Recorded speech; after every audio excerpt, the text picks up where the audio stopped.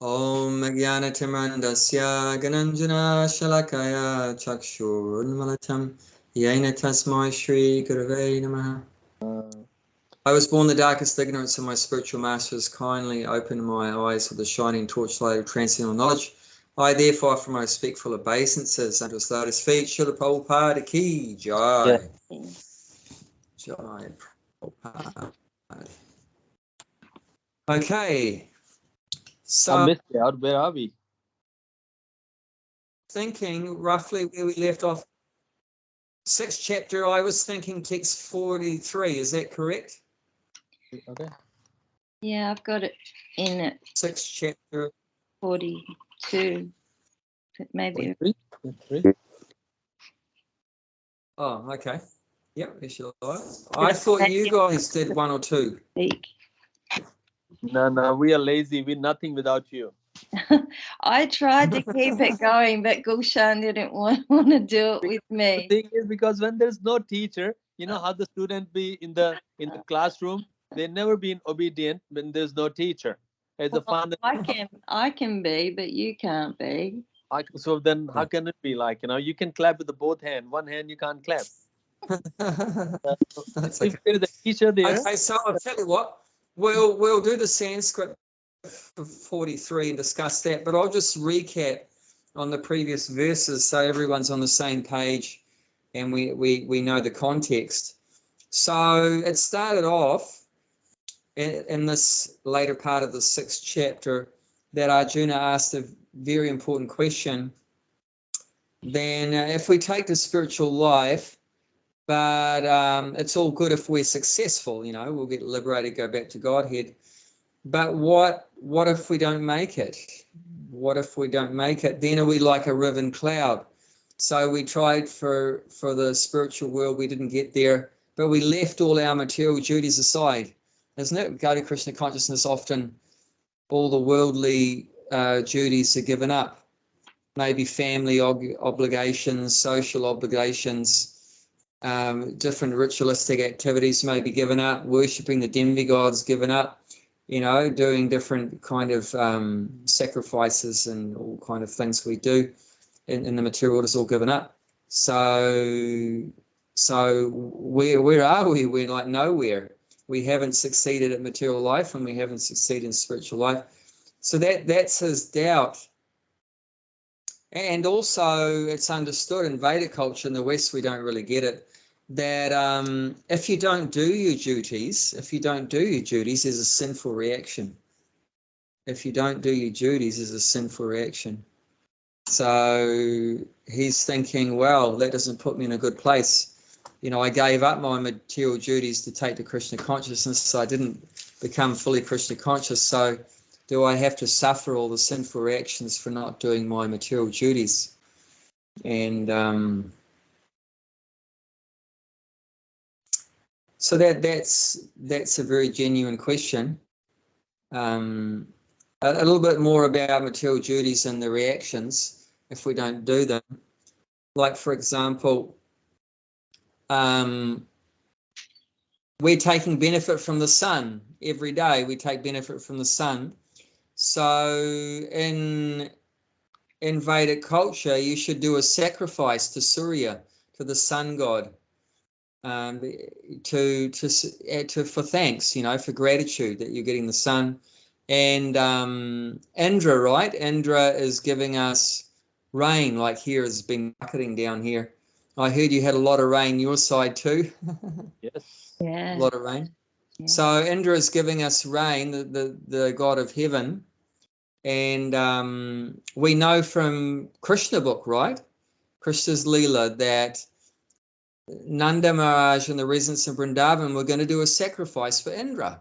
And that's correct, that normally for an average person that you're taking the benefit from Indra, you should do a sacrifice to please Indra. But Krishna said, don't do that. Don't do the Indra sacrifice. All the stuff you're going to use for that, use it to worship Govardhan Hill and the cows and the brahmanas. That's more relevant to us. And as you know, Indra got angry and he threw down the heavy rain. That So that's understood, you know, that if you're taking some benefit from some particular person, then you're obliged to repay that debt. It's a debt that you have, and you should repay that. So you do some service, you do a sacrifice like that. So these are material duties. These are material duties. So when we take the Krishna consciousness, we give that up. We don't do all those material duties anymore to worship different demigods and so forth. Or even we may have a duty to our parents, but we give that up. We may have duties to society, to contribute something in the society or whatever like that. So we give that up like that. So what's the story there? Do we have to suffer because we didn't do all those things? So that's Arjuna's question. And what was Krishna's answer?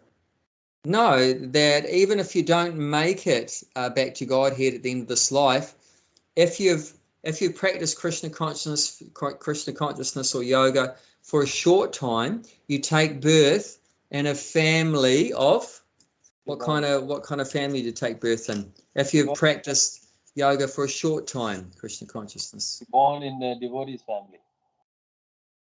Not quite. That's a long time. Oh, That's after you've been doing it for a long time. Pious family. Yeah, like a Brahmana family, and people in the mode of goodness, or a rich family like Vaishya, merchant family. So if you practice Krishna consciousness for a short time, but you're not fully pure and you have to come back again, but you come back in a very good family where you can take it up again where you left off. In a rich family, the benefit is you don't have to, you know, chase after money, which most people spend a good part of their life just running after money just to survive.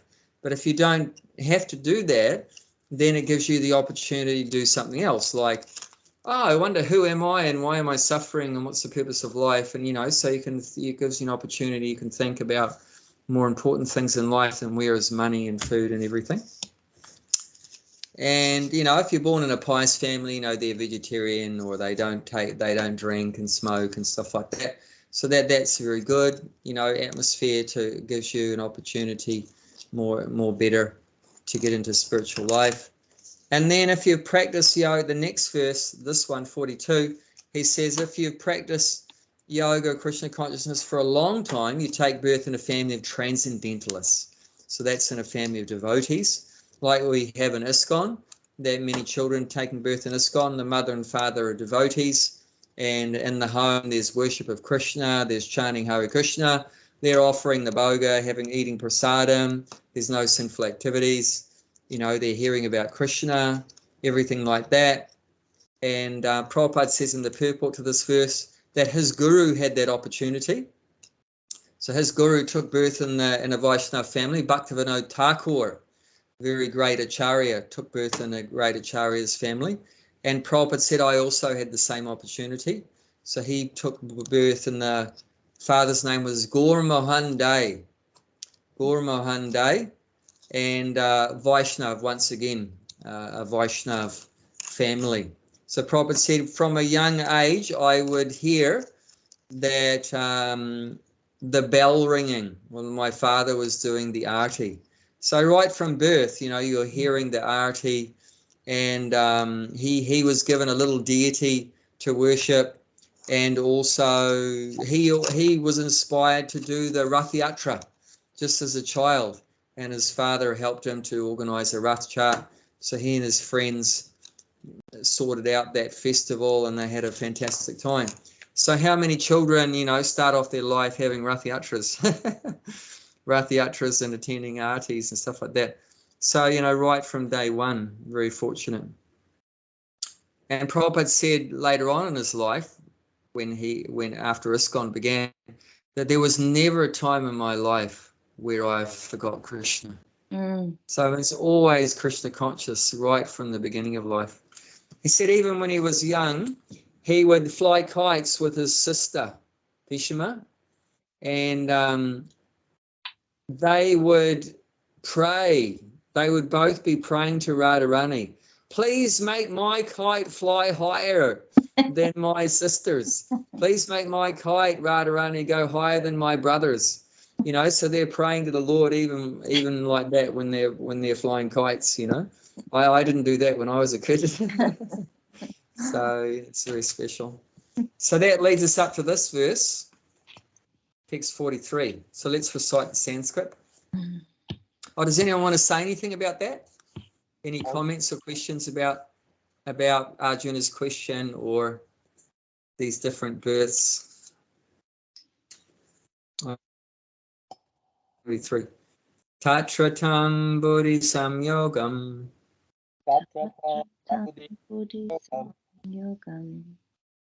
labate purvadihikam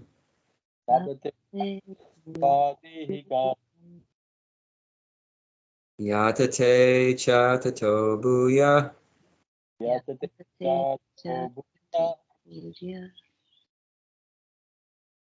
samsiddho kuru nandana.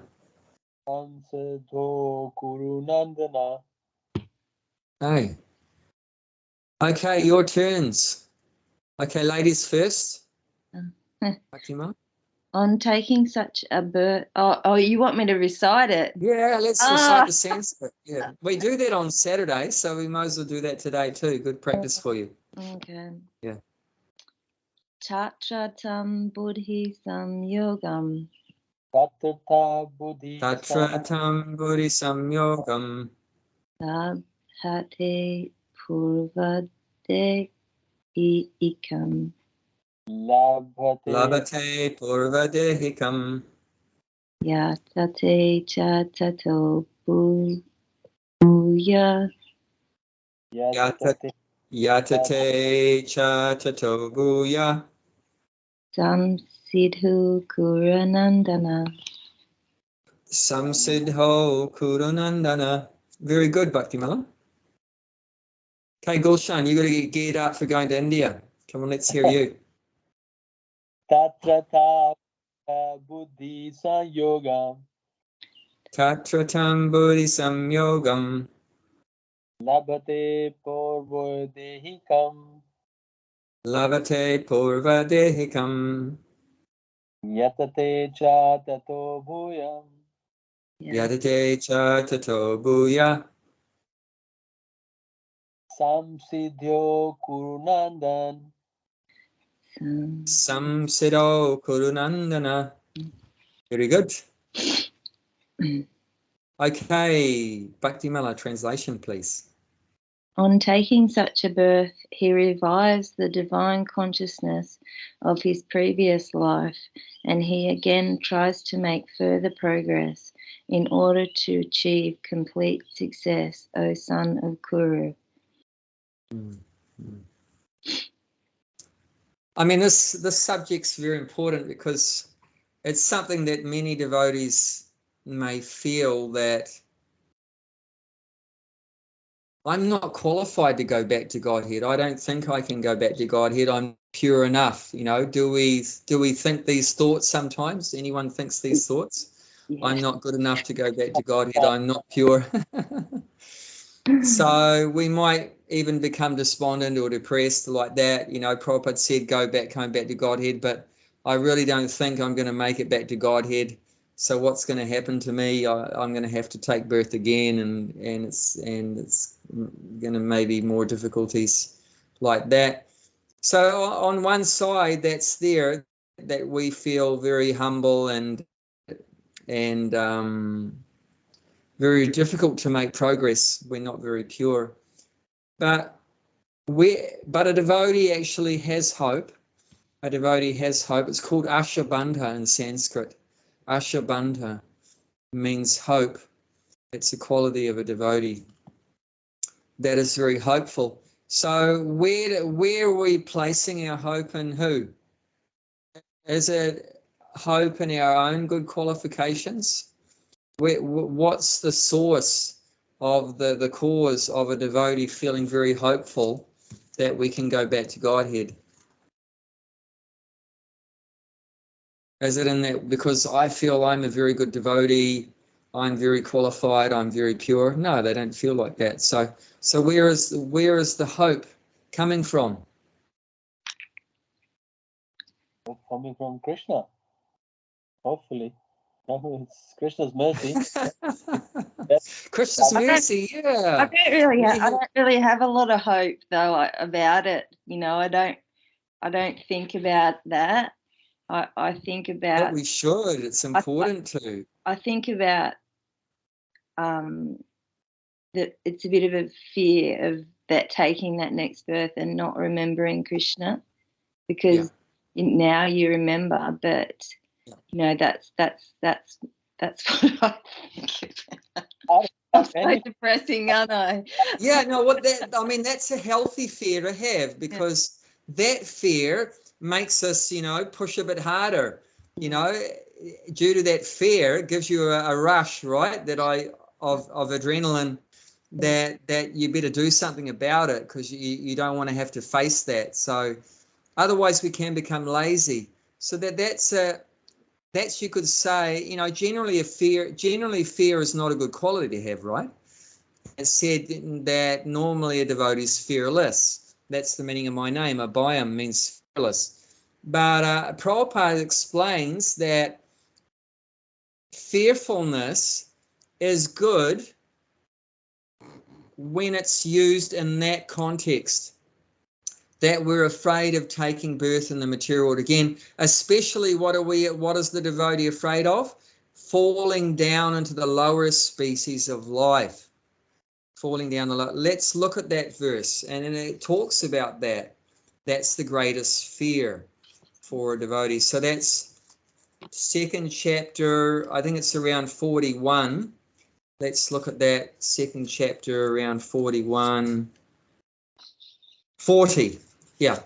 It's 240. So Gulshan, do you want to read that one? In this endeavor, there is no loss or diminution, and a little advancement on this path can protect one from the most dangerous type of fear. Yeah, so even in spiritual life, there is fear. But this is the fear. It's not just a fear of dying or anything, a fear of growing old or getting sick, but it's a fear of losing our Krishna consciousness and falling. And how do we lose our Krishna consciousness? If we fall down into like the body of an animal or a bird or a fish or a plant or something, obviously you're not going to be probably Krishna conscious in those bodies. So that's the fear of a devotee, that we don't want to lose this human form of life and fall down into the non-human ones. And Krishna, I think Prabhupada says that, talks about that a little bit in the purport. Does he talk about that fear? Oh, yeah. Yeah, it says at the end of the purport there that toward the last paragraph of the purport, material activities and their results end with the body, but work in Krishna consciousness carries the person again to Krishna consciousness, even after the loss of the body. So do you get that? If you're Krishna conscious in this life, right, then that will carry you to another life of Krishna consciousness. So there's no chance of you going to another life of not being Krishna conscious. That means, a lower birth, like a dog or a fish or a bird or something like that. Then he says, at least one is sure to have a chance in the next life of being born again as a human being, either in a family of greatly cultured Brahmana or an aristocratic family that will give you one further chance of elevation. That is the unique quality of work done in Krishna consciousness. So then he's connecting with what we're doing now in the 6th chapter, saying in a family of cultured Brahmana, aristocratic family. So that's the connection there. So that we should be, we can have some fear that's legitimate, that we don't want to lose our Krishna consciousness, and that will help us to become more serious in Krishna consciousness. That, I have to chant my 16 rounds every day because I don't want to become a pig or a dog or a fish or something, like that. So that can be a healthy kind of fear. You know, I don't want to lose my Krishna consciousness, so you know, I want to associate with devotees, and I'll go to Mayapur and Vrindavan and Jagannath Puri to help me be more Krishna conscious, so that we won't become a pig or a dog in the next life. You know, so. And I like how it says, but work in Krishna consciousness carries person again to Krishna consciousness. It doesn't say being a pure devotee, you know, I think that gives you hope as well, because it's saying work in Krishna consciousness, because you can't be like fully Krishna conscious, because, well, I can't be anyway, but I think that's hopeful. So if we're doing Krishna conscious work or activities in this life, that will carry us to doing more Krishna conscious work and activities in the next life. So that gives us hope, you know, that we can definitely do. And so back to today's verse. So we may not have a lot of hope in our own abilities and qualities and everything, and we're not very pure. But where we put our hope, like Gulshan said, is that Krishna is very merciful. Krishna is very kind, especially in the form of Lord Chaitanya. Because when Krishna comes as Lord Chaitanya, he comes in the mood of his most compassionate devotee, Radharani. That's why in Vrindavan, like when Gulshan goes to Vrindavan, he's going to hear a lot of, what is he going to hear a lot of? Radhe Radhe. Radhe Radhe, Jai Radhe Sham. You know, so he's going to hear a lot because see, devotees in Vrindavan take advantage of that Radharani is so kind. She's, like Prabhupada said, generally the woman is more compassionate than the man. So that we see in human species also. The women tend to be very soft-hearted, and the men tend to be a bit harder. But the women tend to be a very soft-hearted. So also that comes from in the spiritual world. Radharani is very tender, soft-hearted. Krishna is quite strict, like it says in the end of the Bhagavad Gita, right? Savadamam Prachaja, 1866. Just surrender to me, and then I will deliver you from all sinful actions. Do not fear. So you have to surrender first. He's quite strict. But Lord, in the mood of Radharani, then Lord Chaitanya doesn't even say you have to surrender. He's saying, before you get love of Godhead, he doesn't say you have to surrender and then I'll give you love of Godhead. He just says, just chant Hare Krishna. Just chant Hare Krishna and you'll immediately get love of Godhead. You'll get love of Godhead just by chanting Hare Krishna. So you don't have to be completely pure or perfect first before you get the mercy. He's just freely, in the form of Lord Chaitanya, is freely giving mercy to everyone.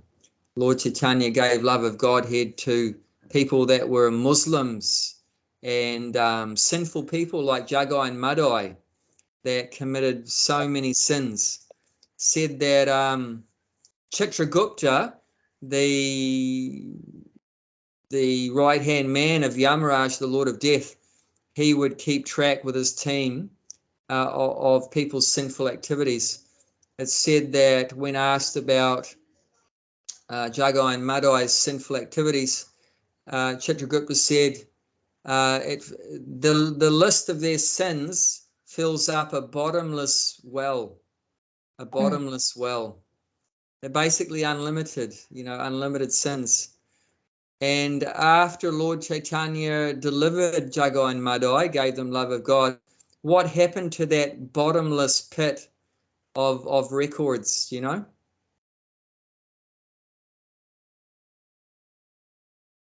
Lord Chaitanya put the delete button on it. Delete. So Yamaraj deleted it under the order of Lord Chaitanya. That it's not taken into account anymore. It's gone, finished. It's finished. That once he delivered them by giving them the holy name, then they were forgiven and freed from all of their past sins, which were so many terrible things that they did. So that the devotee of the Lord is more kind than the Lord. because Lord Chaitanya is actually, he's the Lord, but he's in the mood of a devotee of Radharani in that case. But also we see other devotees like the Guru, like Prabhupada, right? Very merciful. So we might think, oh, I'm a useless person. How am I ever going to go back to Godhead, become a pure devotee? But we have hope because Prabhupada is such a compassionate personality. You know, if we just hold on to his lotus feet and try to follow his instructions, then definitely he'll deliver us. And there's many cases of that where Prabhupada's disciples have been delivered and sent back to Godhead by Prabhupada.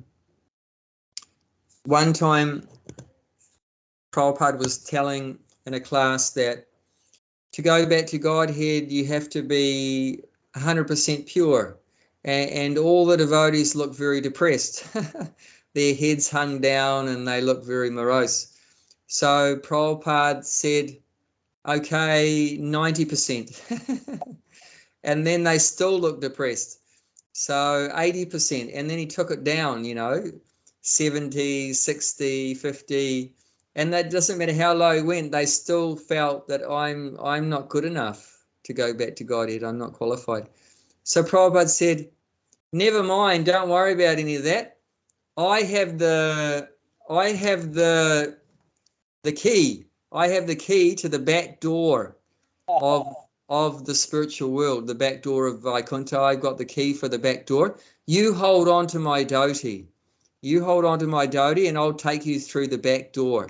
And all the devotees, they suddenly became very happy and enthusiastic and Jai Prabhupada. So that's what we have our hope in, that although we're not very qualified, we're a hopeless case, but our Guru and Krishna is so, and Lord Chaitanya especially, is so kind.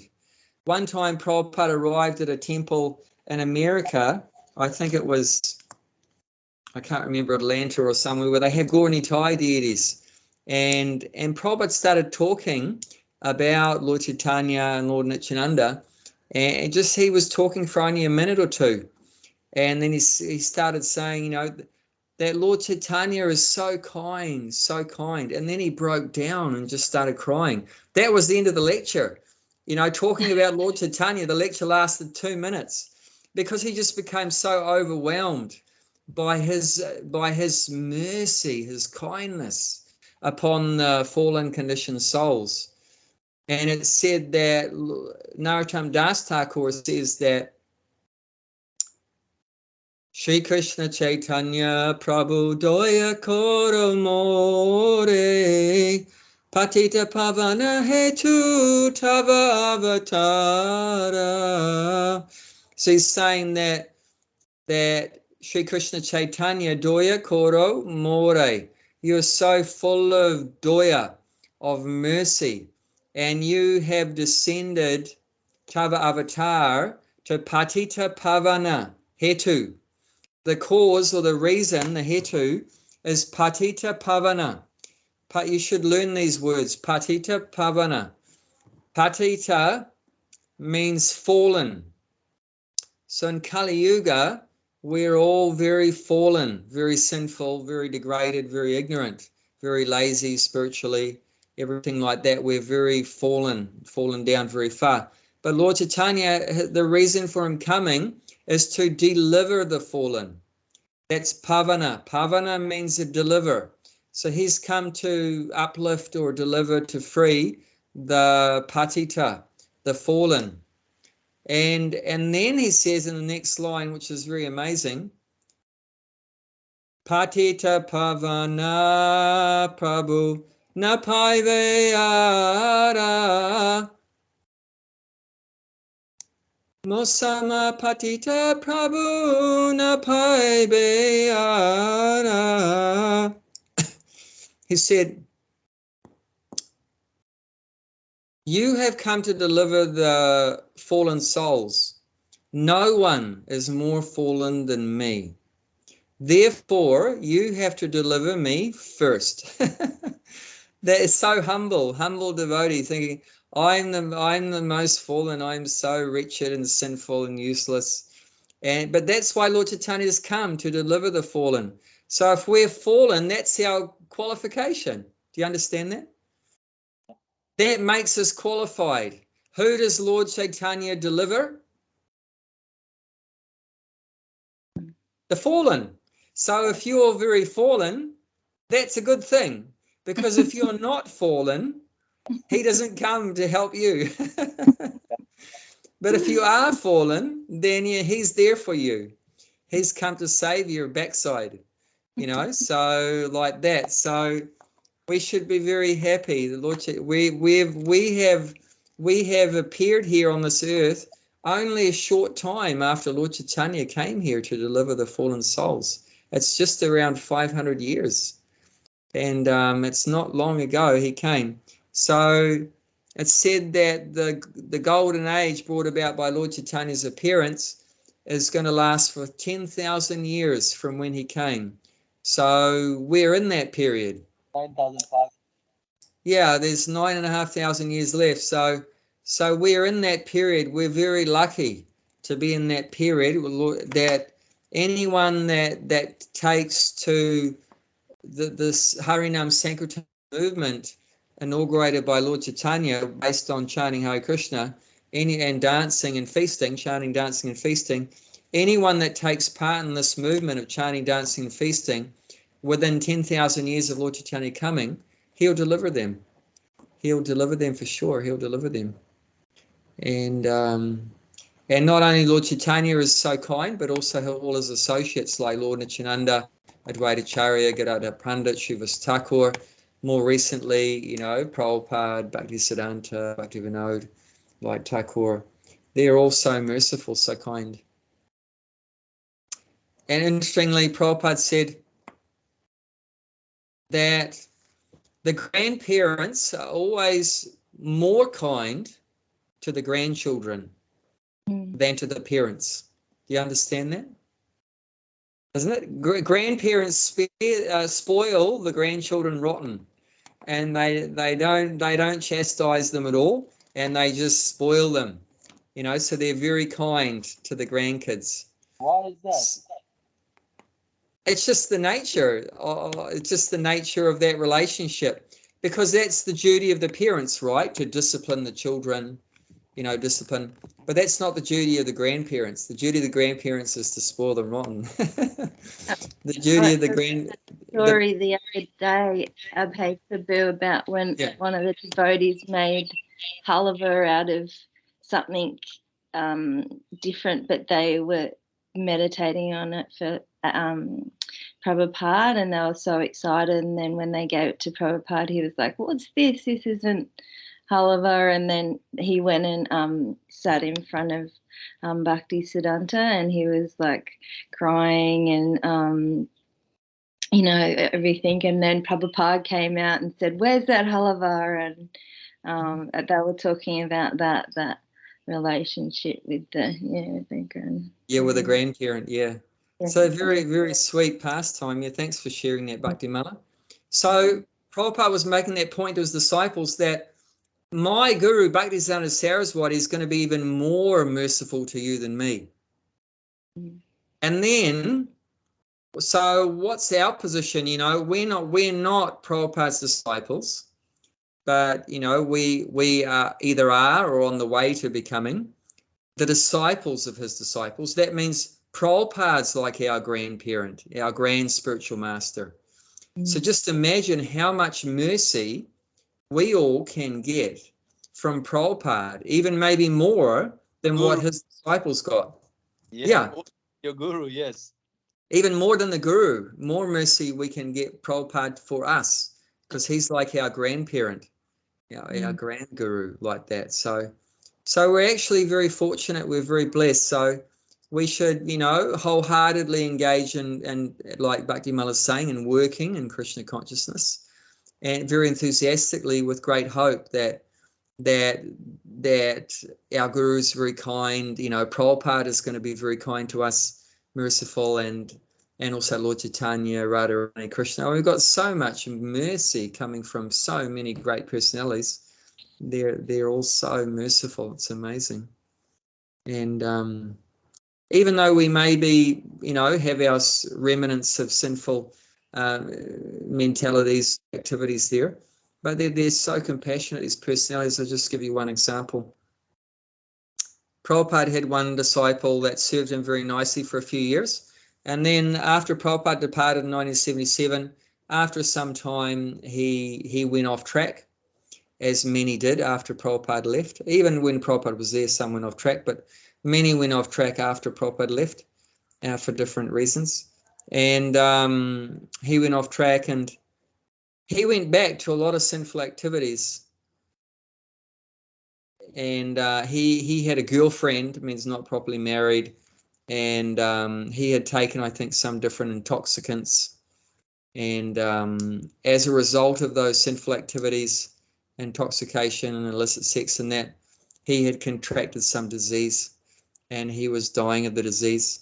And it was just his girlfriend in the room when he was dying. He was lying on the bed, and he hadn't got up since some time, and he was just confined to the bed. And then after he died, his girlfriend came to the temple to tell something, to ask the devotees what she had an experience, and she didn't know what it meant. So she knew he'd been a Hare Krishna before, so she went to the devotees to tell what happened and ask them, what does this mean? And then so what did she tell? She said that, like I said, that he was dying and he was on the bed. And just before he died, he sat up straight in the bed and his eyes opened very wide. And he said, Prabhupada, you have come. And then he died. So what does that tell us? And all the devotees hearing that said, Joy, he got liberated. He went back to Godhead. Because, if your spiritual master comes to you at the time of your death, that means he's come to take you back to Godhead. He's not come to take you into a body of a dog or a pig. The spiritual master comes means he's taking you back to the spiritual world to reunite you with Radha and Krishna, and Lord Chaitanya. So, and there's many cases like that devotees dying where Prabhupada came at the time they were dying. So we shouldn't think that Prabhupada is dead and gone and he's no longer, available to us. No, he's present wherever there is devotees following his instructions, or even that they used to follow his instructions. But twice I dream about the Prabhupada. Once I was in the in New Gokula farm there, and Prabhupada there, and then in the grass area, and a lot of Western devotees there, and I want to go there, and they said, your job is to clean the pots. And I'm cleaning the pot. I look in the Prabhupada, I need to go there. But said, no, your job is to clean the pot. And I'm cleaning the pot there, but they don't let me go there. Wow, that's nice. That's very nice. Yes, it's nice. I really want to go there. And when there's more, they put the marquee there, that's where they are. Prabhupada sitting, a lot of Western devotees are going, and I'm just like a bit far from there and then cleaning the pot near where the kitchen is. And I was watching from there, Prabhupada there, but why don't they let me go? He said, no, you have to clean the pot. I'm still dirty, I think. I have to clean myself. You're very fortunate that, it said if the spiritual master appears in a dream, there's some reality to that one. We can take some lesson from that. If it's just some mundane dream of sense gratification, then that's just the mind, connecting different illusory things together. Generally what happens, stuff that happens to us in the day gets put together by the mind at night time and it gets all jumbled up. So there's not much relevance to just mundane stuff from the past. As said, all of our experiences are actually stored up in the subtle body, in our mind. Not only this one life, but all the lifetimes since we've been in the material world. So there's a lot of stuff stored in the mind. It's amazing. And it just gets regurgitated sometimes in the night. Memory of the mind? Huh? How much is the memory of the mind? Oh, it's incredible. Krishna's so much better designing than what a computer designer is.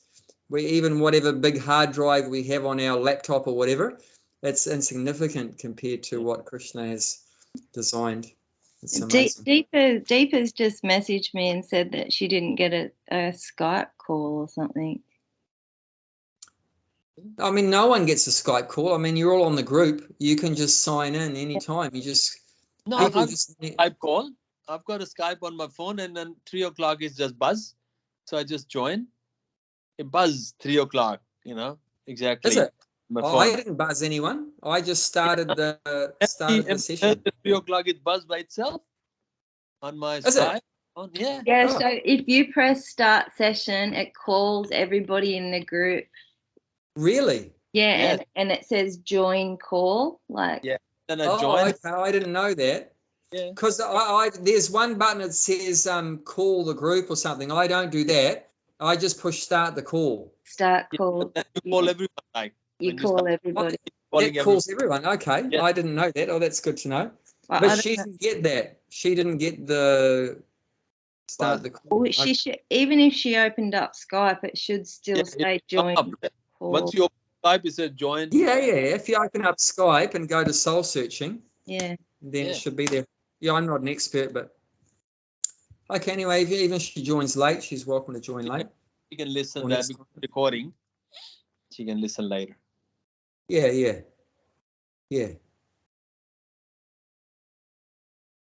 So yeah, we should all have great hope that we're connected with so many very compassionate and magnanimous personalities.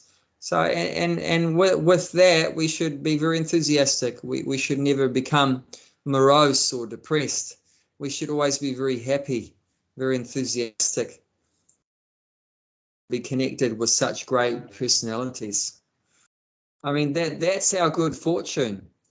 That, Prabhupada's our grandfather, spiritual master. That's amazing. I mean, how many people have that? How many people? 6 billion human beings on the planet.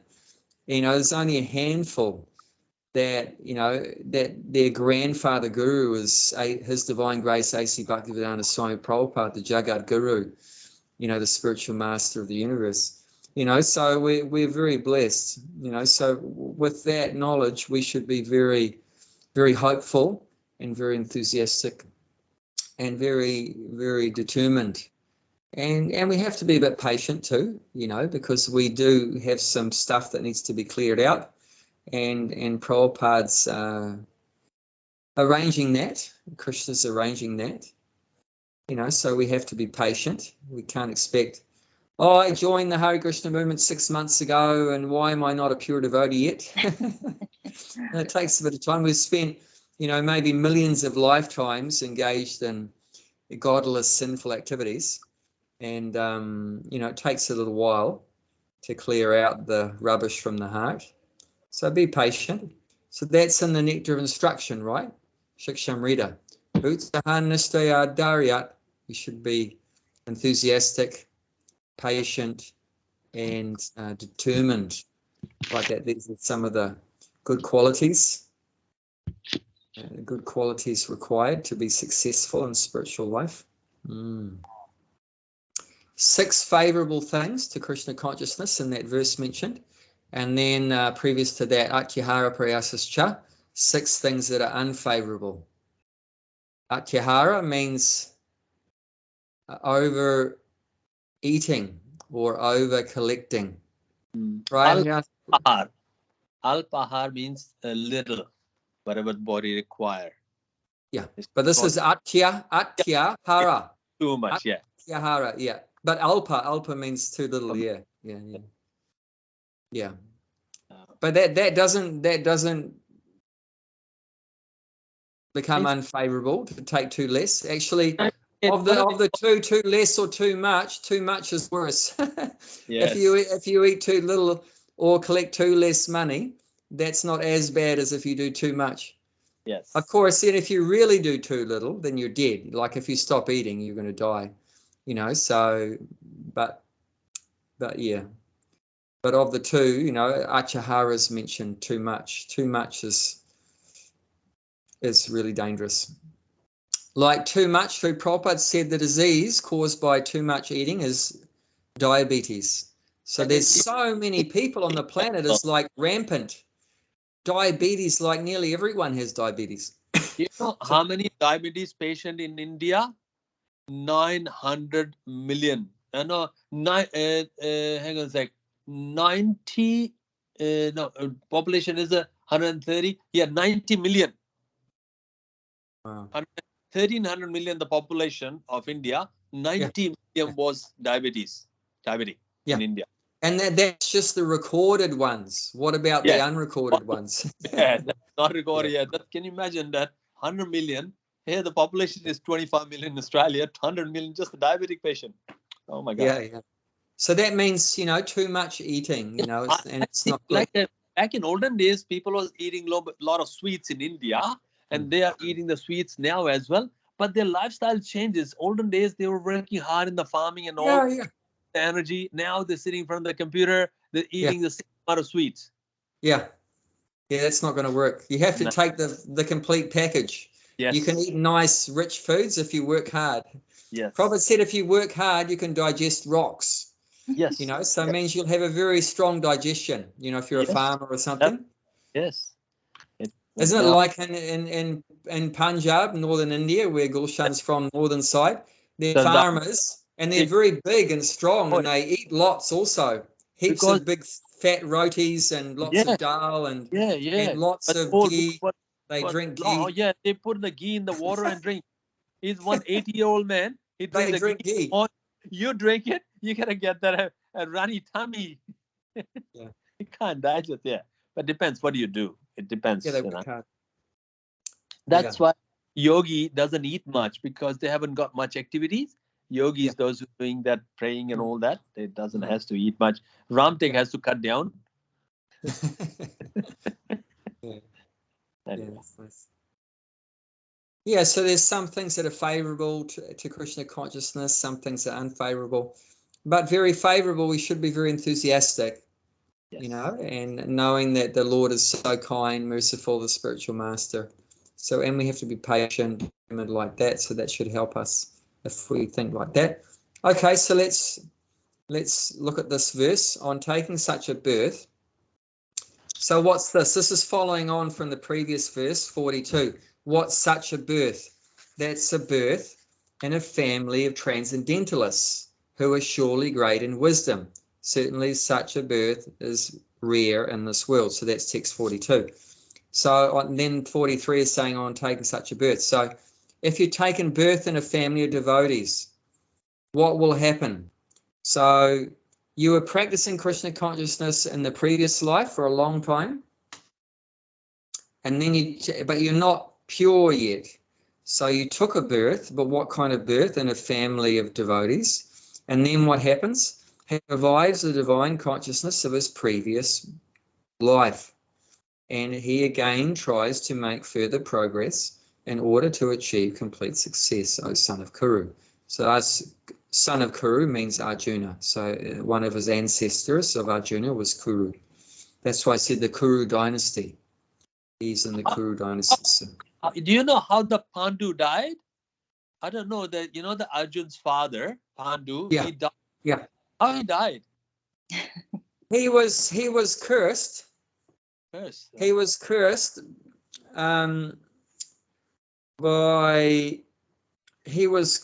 by one couple in the forest. Yeah. That he died when the kids were little. He would die if he ever tried to have sex with his wife. Sex with one of his wives. So he had this.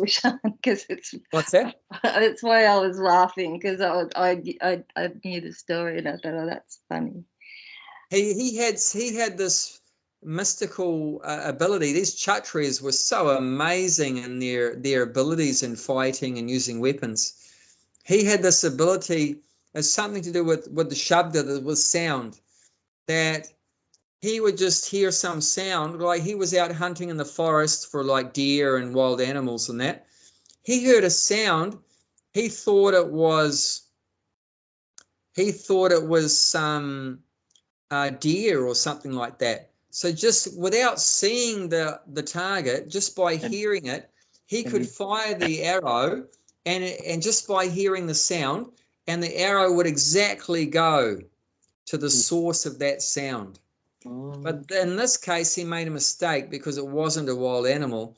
It was actually a husband and wife trying to conceive a child, trying to have sex there in the forest, but for religious, not for sense gratification. But they wanted to conceive a child. They didn't have a child, want to conceive a Forest, child. can't they stay home? Okay. You know, a lot of people, they don't, live in a skyscraper, so they lived in some hut in the forest and stuff like that. They So were that in was the their form home. of a deer, weren't they, when they were having weren't they? That you could be right. You could. I What? can't remember. Yeah, I just listened to it. I'm listening to the Mahabharata, and Okay. They're- So there you go. That's some more. the couple was in the form of animals, Okay. and he So thought that they were animals having Right. doing Yeah. that, and then but he was like a powerful sage or something like this, and Yes. that's why he put that thing on him and said, you should have waited till we were finished. Like, how dare you do that? Yeah. So if you ever try to, Conceive. do that with your wife, you're Yeah. going to die. Yeah. So that's what happened years later. Thanks, Bhakti Mala. That's great. You had that more detail and corrected some of that stuff I said. So years later, he just had such a strong urge that he wanted to have sex with one of his wives, Madri, because he was married to Kunti and Madri. Yeah. So he had such a strong urge, and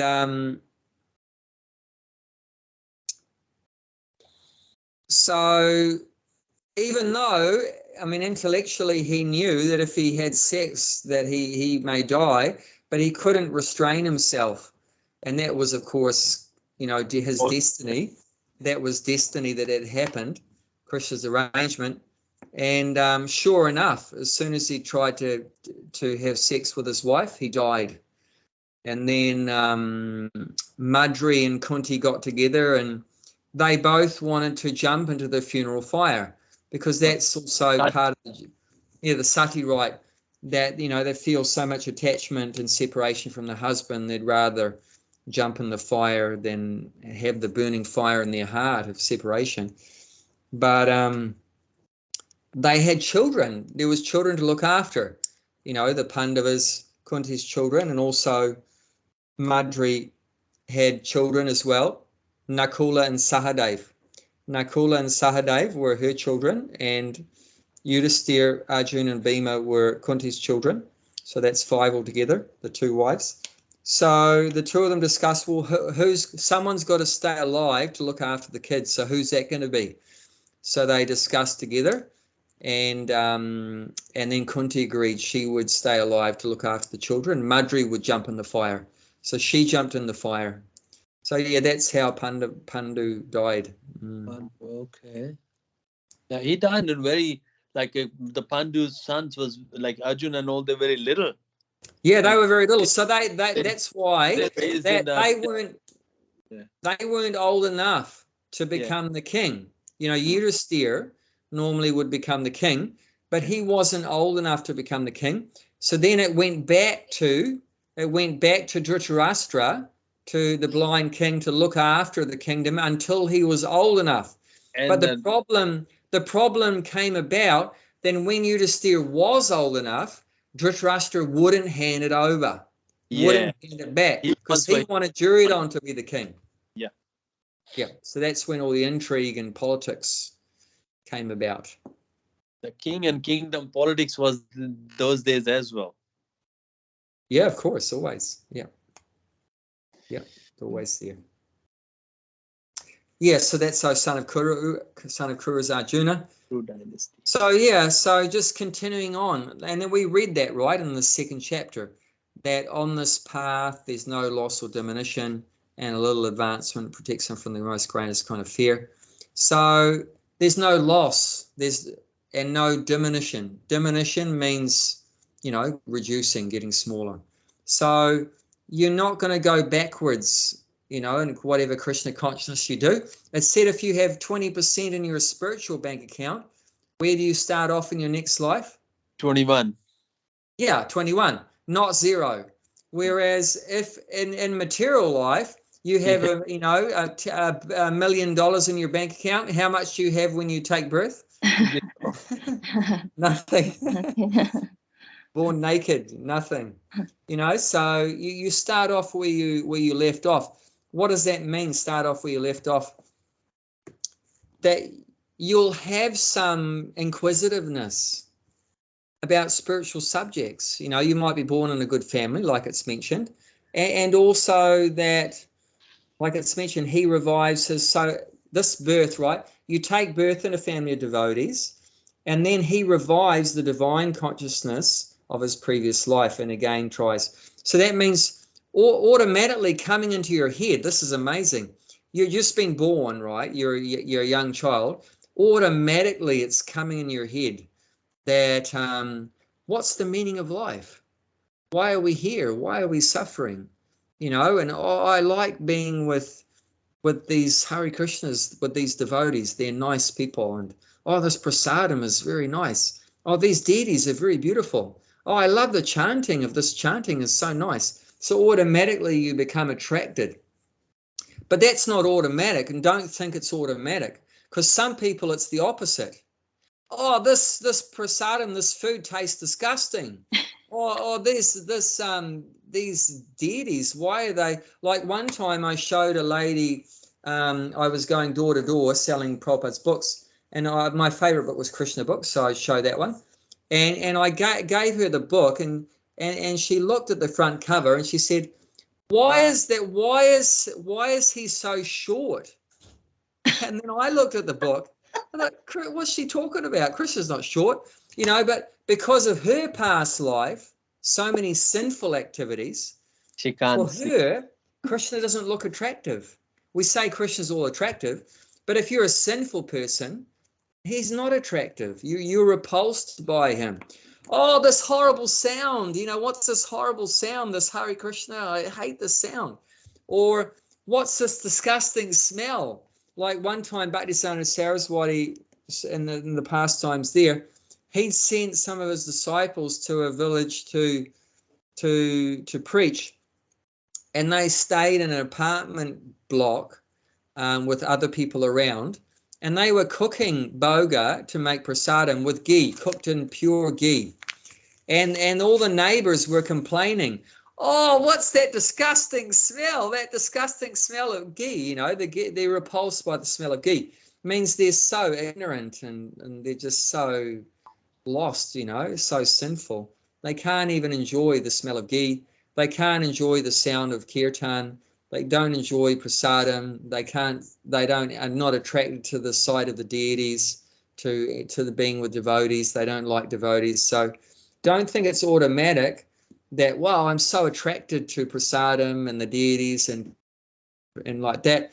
It's not. It's because of past life, you know, some Krishna consciousness, some devotional services there. I'm attracted to prasadam because I'm Indian and the chapati and the sabji, and this is in my blood. Since the childhood, when my mom used to cook, no matter whoever cooks it, I love it. But yeah, yeah. And then tell me, well, why did you take birth in India? So, you know, it's because of some previous pious activity. Yeah. You took birth in Bharatavarsha, the holy land, like that. One day, a gal, she bring her brother to the farm, and the brother says, "Don't ever bring me here again." And then whenever he comes to Bhakti Tree, do some job, and I always offer the prasadam, he just run out. He said, no. And he goes to fish and chip shop or something like that. I said, like, he runs. Like, you know, one day, one guy just came in, and I said, okay, what would you like that? He said, what sort of you got? I said, this. He said, you have got no meat? I said, no, it's all vegetarian. He run out. I'm sorry. And run. I said, what are you doing? What look like he committed a crime? He run. I'm sorry. I'm sorry. Why are you so? One time, one nice couple with their kid, they really enjoyed coming to the farm and also coming to the Bhakti Tree, and they invited one of their relatives to come. So it was the man and wife and a little kid in a pram. And it's like there was an invisible wall at the door. They just came to the door, and then they ran. Yeah. Then they ran out, and they were running. And then this couple that really liked the bhakti tree, their relatives, ran after them. Well, what happened? Yeah. Where are you going? What's going on? Where are you going? Oh, we gotta go. You know, so it's like there was an invisible wall that Jagannath wasn't letting them come in because they're too sinful. Yeah. They don't have the piety. They haven't done any spiritual credits, any yoga like that. So they're not qualified. So yeah, it's not automatic. You know, it's a long journey the soul has been on. And depending which way you've gone, have you gone down the way of pious activities, you know, towards spiritual life, or have you gone down the track of materialistic sex, drugs, rock and roll, eat, drink, and be merry, like that? So depending on which way you've gone, like that. Of course, many of us started off in this life, you know, doing some sinful activities. We weren't all pure yogis in yogi families, but you know, Krishna arranged that we got disgusted by all that. We got exhausted with, you know, sex, drugs, and rock and roll and all this kind of stuff. Didn't work out for us. So that's also because of our previous lives that, you know, enjoying in the material world didn't work out for us. We had pretty stink families, or we had bad experiences with working life, or with friends, or we were cheated or abused, or you know, we lost our money, lost our job, or we got some terrible disease and we suffered, or, you know, so Krishna's arranged that, you know, burnt our bridge to try to enjoy in the material world, and automatically just pushing us more towards spiritual life, pushing us more to the devotees. So that's also because of some previous good things we've done, and Krishna's helping to make sure we go in the direction that we're supposed to go, to continue on where we left off in our last life. Does that make sense? Yeah. Mm. So the suffering of a devotee is not ordinary bad karma. You know, because of previous sinful activities, we have to suffer, right? Bad karma, because of bad karma, we have to suffer. But the suffering of devotee experience is not ordinary bad karma. So Krishna's using our previous karmic reactions, but using it in a way to help us become Krishna conscious. It's all being arranged, this different suffering a devotee goes through to help us be Krishna conscious. Whereas normally that doesn't happen. For a karmi is also suffering, but do they become Krishna conscious? No. They engage in more bad karma. Like this one relative tried to ring me and I missed the call. Relative from my previous marriage, so Maori guy, he tried to ring me. I missed him, so I rang him back, and he said, first thing he said to me is, "Oh, I'm really suffering. And I said, I'm in real big trouble. I'm in a real big trouble, and I said, "Oh, sorry to hear that. What, like from a long time ago, or you mean just recently?" He said, "No, just before you rang me. Before you rang me, I got in really big trouble." I said, "Oh, I'm really sorry to hear that." And then, you know, I tried to preach to him and talk to him and like that, but he's not ready to hear. You know, he's not ready to hear. And I could see he had a beer can in his hand, and then some other sinful person came up there and said, "Oh, you know, come with me to the pub or something." And then I said, "Oh, see, I got to go. You know, I can see. You know, there's no point in me talking to you. You know." So see that because of sinful activity, the result is they suffer, and how do they deal with the suffering? More sinful activity. You know, they drink more, have more sex, you know, eat more meat, you know, smoke more cigarettes, more gambling. So they see, when a devotee suffers, we take shelter of Krishna. But when they suffer, they take shelter of more sinful activities, thinking it's going to, you know, help them. But that's the very reason why they're suffering in the first place. And they just keep getting back into that vicious cycle. And, you know, I felt very sad for him, but I mean, he's had some good fortune too. He's had prasadam and he's heard the holy name, and somehow it came in his sinful mind that, oh, I should ring Abai Charan. I should ring my old relative Abai. Amazing. He said, you look just the same as you did, you know, when I saw you like decades ago. And like that, you know, and he, last time I saw him, he was probably like about 10 years old or something, 8 or 10. Now he's in his early 20s, you know, like that. So, you know, but he's gone down that path, you know, but maybe Krishna will help him because he's had a little bit of association and contact with Krishna consciousness there. But for many of them, yeah, they just take shelter of more and more sinful activities, which is the very reason why they're suffering. But yeah, devotee suffering is different. It pushes us towards Krishna consciousness. So in that way, it's a blessing for us. Okay. Gulshan, do you want to start reading the purport? Yeah. King Bharata. King Bharata, who took his third birth in the family of a good Brahmana, is an example of a good birth for a revival of a previous transcendentalist consciousness. King Bharata was the emperor of the world, and since his time, this planet has been known among the demigod as Bharata Varsha. Formerly, it was known as Ilavrta. Ilavrta. Ilavrta. Okay. What's Ilavrta means? Ilavrta is probably the name of a king, because normally it's named after the king. The emperor, at an early age, retired for spiritual perfection but failed to achieve success. In his next life, he took birth in the family of a good Brahmana and was known as Jara Bharata because he always remained scheduled and did not talk to anyone. And later on, he was discovered as the greatest transcendentalist by King Raghunatha. From his life, From his life, it is understood that transcendental endeavor or the practice of yoga never go in vain. By the grace of Lord, the transcendentalist gets a repeated opportunity for complete perfection in Krishna consciousness.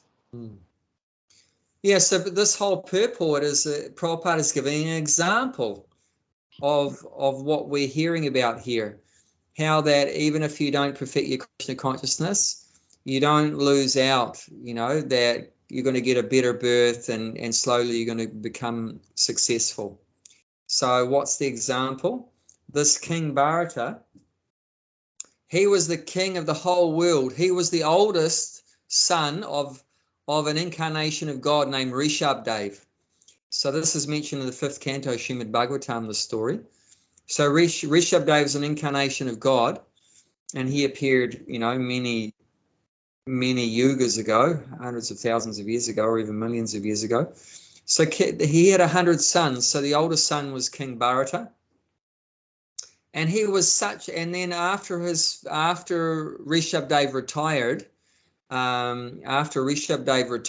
then his oldest son, Bharata, became the next king. So he was such a fantastic king that the citizens named the whole planet after the king. You know, that's how good a king he was, that they named the planet after him. So it became known as Bharata Varsha. Bharata Varsha. So Varsha is the planet, and the planet of Bharata Varsha. Yeah. So some people think that Bharata Varsha refers just to India, that India is called the land of Bharata. So, but actually Bharata Varsha doesn't just refer to India. It refers to the whole Earth planet, Bharata Varsha. So,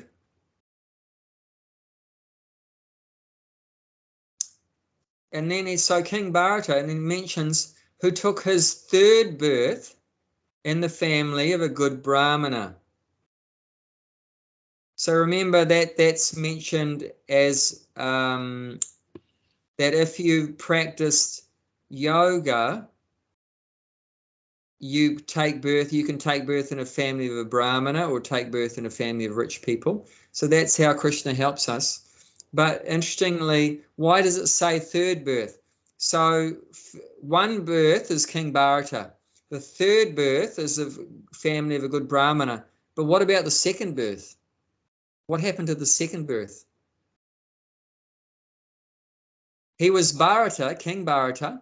Then third birth was, he was born in a family of Brahmanas, and that birth is mentioned further down that he was known as Jada Bharat. Mm-hmm. See, in his next life, he took birth in the family of a good Brahmana and was known as Jada Bharat, like that, because he always remained secluded and did not talk to anyone.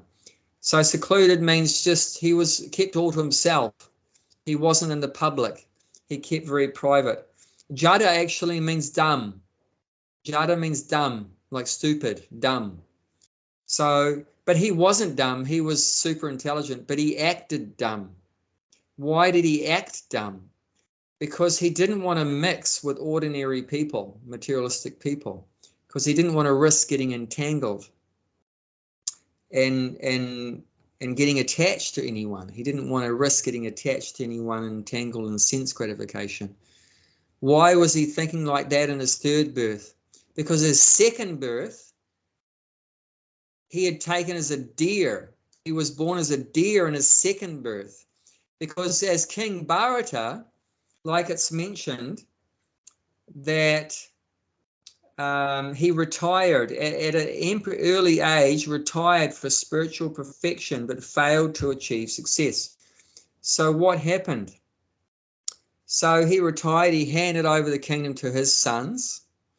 Then he retired to the forest with the idea of perfecting himself spiritually, just 100%, focus on spiritual life. But in the course of his living in the forest and doing his bhakti, one day he went to the went to the stream to collect some water, and one tiger had scared a mother deer who was drinking at the stream. And when she was pregnant, and the roar of the tiger frightened the deer, and the deer jumped. And then get the birth. And the baby deer popped out of her womb at that time. The baby deer popped out, but the exertion and how frightened she was, she died. So at childbirth, the mother died, and only the baby deer was there. And then no one was there to protect the baby deer. So that Bharat thought that, oh, this deer will die, let me look after it. So he took that baby deer and nursed it and looked after it. And over the course of time, he became very attached to the deer. And as he became more attached to the deer, instead of thinking Hare Krishna, he was thinking, oh my dear, oh my dear, oh my dear. Instead of Krishna conscious, he became a deer conscious. Deer consciousness. So he stopped doing his puja, his worship. He stopped everything. Oh. And he just became fixated on the deer. And then one day he went out looking for the deer. He couldn't find the deer. And where is the deer? Where is the deer? And he fell in a well that was covered up, an unused well covered up with grass, a big pit. And he fell in there and died, thinking about the deer. Yeah. So what body did he get? Deer. In his second life was the deer. Yeah. But the difference was, because he did Krishna consciousness, he was Krishna conscious in the body of a deer, which ordinarily is not the case. That's an exception. Ordinarily, if you're not in a human body, ordinarily you're not going to be Krishna conscious, but because he was actually on the stage of Bhava Bhakti. Bhava Bhakti means just prior to Prema Bhakti. So the highest stage of love of God is called Prema Bhakti. The second highest is called Bhava Bhakti. So he was at a very elevated stage. It means ecstasy. So we're like when he would chant Hare Krishna, tears would come out of his eyes and his hairs would stand up on his body, and he would sometimes fall unconscious and become stunned. So he was getting ecstasy. So Krishna's mercy for him was that, okay, when you died, you were thinking about a deer, so you have to become a deer, but you can become Krishna conscious. I mean, remain Krishna conscious, and you will remember who you were in your last life. That you had love of God, and you're going to go back to Godhead, but you blew it. You blew it because you become attached to a deer, and because of that, now you are suffering in the body of a deer. So he enabled him to remember why he was in that suffering condition. So then when the deer died in due course, the third birth, that he took birth in a family of good brahmanas, but that birth, he was very careful. Okay, I'm not going to associate with any animals, with any people like that. So his father, Brahmana, it means intelligent priest, tried to train him, you know, how to be a good son and everything, good person, tried to teach him how to read and write and count up, but he pretended he was dumb. Like he couldn't even count, he couldn't even write his name.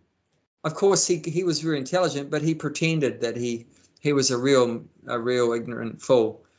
And then it's mentioned later on, he was discovered as a great transcendentalist by King Rahugana. So later on, I mean, his father gave up trying to teach him. And so he was just this stupid village guy that everyone laughed at. But he had a very powerful, big, strong body. So one time, the servants of King Rahugana, the king of that area, Rahugana, they were looking for some palanquin bearers. You know what a palanquin is? Palanquin? It's like a carriage. Before they had, you know, motor cars and everything, rich people, they would carry them. It's like this fancy tent on poles. So there's two people at the front and two people at the back. And the master or the rich person is carried in the palanquin. So they were looking for some strong people to carry the king when he was going from A to B. So they saw this big, strong guy, Jada Bharat, and they grabbed him. Hey, mate, you have to come with us, and we've got some work for you, serving the king, carrying the king. So he was on one end, and the king hopped in, and they went on their journey. But there's a real bumpy ride, and the king is like, "Whoa, what's going on here?"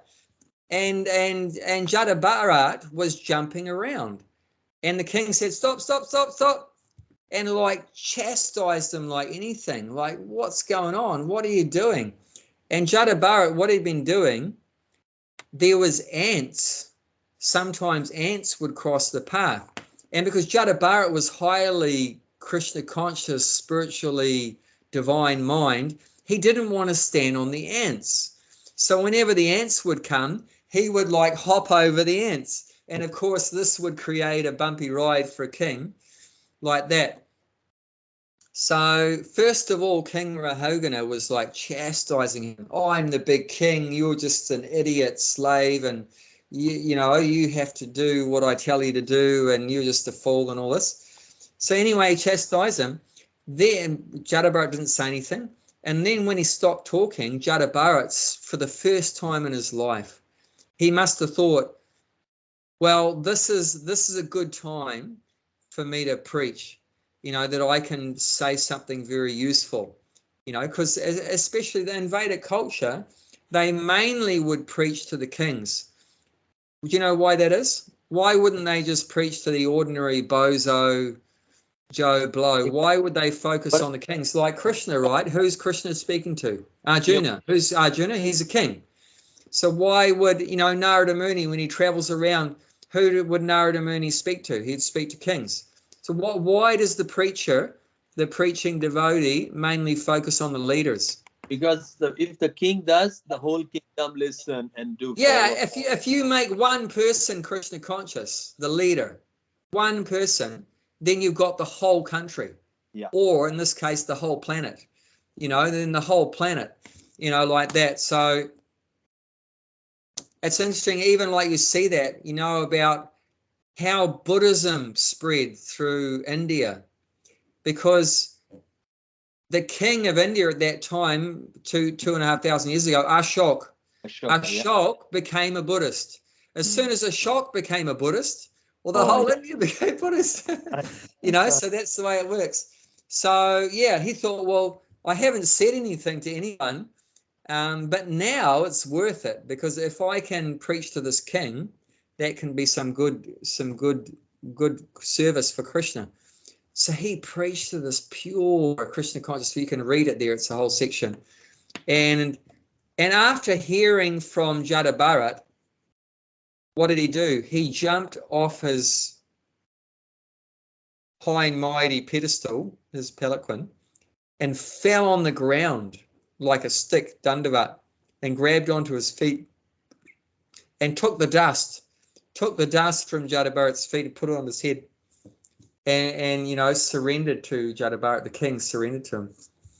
It had been completely, like we say, I was born the darkest ignorance, and my spiritual masters opened my eyes with a shining torchlight knowledge, therefore from my respect to him. So Jada Bharat had opened up his eyes. He was so ignorant, and he became so inspired there. So yeah, Prabhupada's telling the story here. So yeah, if you do some Krishna consciousness, you're never going to lose out. Even if you do have some temporary step backwards, like he took the body of a deer, but it's just a temporary step backwards. Like normally you won't go from the soul won't go from a body of a deer to the body of a human. There's only 3 species, non-human, that go to human. When the soul's evolving up into the human body, it's through one of 3 ways. Through the mode of ignorance, it's the body of a monkey to human. From the mode of passion, it's tiger to human. From the mode of goodness, it's cow to human. But there's no deer to human, ordinarily. But because this is a special case that he was Krishna conscious, then he went straight from deer to human. And like I said, even when he was in the body of a deer, he was still Krishna conscious, and he could remember his previous life as the king, which ordinarily and non-human is not going to remember that. So it's a special mercy once you've done any Krishna conscious activities. Basically, if you've done any Krishna consciousness, you have absolutely nothing to worry about. Nothing to worry about. You should just be enthusiastic to serve Krishna. Thank you, Krishna. You saved my butt. You saved my backside. And you won't have to see Yamaraj. You won't have to go to hell. So we're very fortunate. It's just a matter of sooner or later we're going to go back to Godhead, whether it's in the first birth or the second birth or third birth, whatever. Whenever Krishna wants, we go back to Godhead. But we should try to go back to Godhead in this life. Don't think, I'll wait for a few lives or whatever like that. There's no rush. No, we should try to go back to Godhead in this life. And like I said, because Prabhupada is so merciful, he can take us through the back door even if we're not fully pure. So we should just try our best to follow Prabhupada's instructions and to try to please him by spreading Krishna consciousness. This is the best way to attract the mercy of Lord Chaitanya and his followers like Prabhupada. They all have the same mood as Lord Chaitanya of trying to spread Krishna consciousness. So whoever you meet, you just try to talk to them about Krishna. Yaridekatarika Krishna Padesh Omaragna Guruhana Taradesh. So this is Lord Chaitanya's instruction. Wherever you go, whoever you meet, just instruct them as in the Bhagavad Gita, give the instructions like in the Bhagavad Gita, and this way become a guru and deliver everyone in the land. So this is the order of Lord Chaitanya, for everyone to become a guru, for all the devotees, become a guru, learn the science of Krishna, become a guru, and teach people. Whoever you meet, teach them about Krishna from what we learn from the Bhagavad Gita. Like that, we don't have to make up anything. It's already there in the Bhagavad Gita. You just have to repeat that. In the Bhagavad Gita, Krishna is saying, Man mana bhava mad bhakto mam yaji mam naraskaru mam avaishyasi satyam te parijane prayasime. That's 18th chapter, text 65, just prior to where Krishna says surrender. So in that one, he says 4 things. He says, just think of me, become my devotee, worship me, and offer your respect to me. If you do that, I promise you, then you will come to me without any doubt like that. So Prabhupada said preaching means telling these 4 things. To think of Krishna, how do you do that? Just chant Hare Krishna. So what do we tell people? Please chant Hare Krishna. Chant and be happy. If you chant Hare Krishna, you'll be very happy. And become a devotee of Krishna. You know, try to love Krishna. Become a devotee of Krishna. And worship Krishna. You know, and offer respect to Krishna. You know, when they go to the temple, you teach people how to bow down to Krishna. That's how Boy George, right? Boy George wrote that song, Bow Down, Mister. Because when he went to the Vrindavan temple, where Gulshan's going to be going, to Radha Krishna Balaram temple in Vrindavan, that's the ISKCON temple there, he saw that people weren't bowing down. So therefore he wrote the song, Bow Down, Mister. Because wherever he'd been around the world, because that was his habit, wherever he would go, he'd go to a Hare Krishna temple. He saw that in America, in England, everywhere they would bow down. But in India, Krishna's land, people weren't bowing down. So he was very shocked and he wrote that song. So this is the disease of the Indians. Become very proud and too proud to bow down to the real God. And you know, and also too much running after Western materialistic life, and lost their attraction for Krishna. So this is the disease there. So we have to bow down. Prabhupada said either you voluntarily bow down now, or at the time of death, you will bow down. Isn't it? The time of death, everyone bows down. So you bow down to Krishna voluntarily now and at the mandir, or at the time of death? No choice. No choice. So better we do it voluntarily. Then you'll get the credit. Then you get the credit for bowing down. At the time of death, you don't get any credit. No. Okay, so that's it from me. Does anyone want to say anything? Any questions? Do we have a deity of Mahaprabhu in the temple?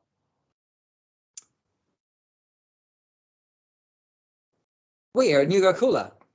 Do we have it? No, I didn't see any deity for Chaitanya Mahaprabhu. Yeah, Gauri Tai. Those little deities on the left of the altar with their hands up. Okay, that's Goran. Oh, that's one. Yeah, if you ever see any deities with their hands up, that's Gauri Tai. That's Mahaprabhu and Nityananda.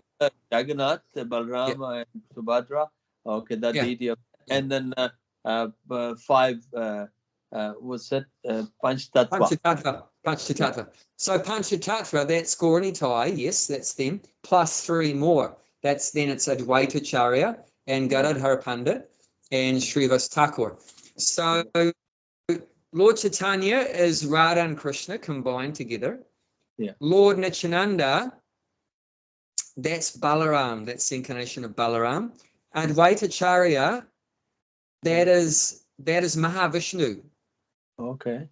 And also Shiva, Sadashiva. That's Mahavishnu and Sadashiva became Advaitacharya. And then Gadadhar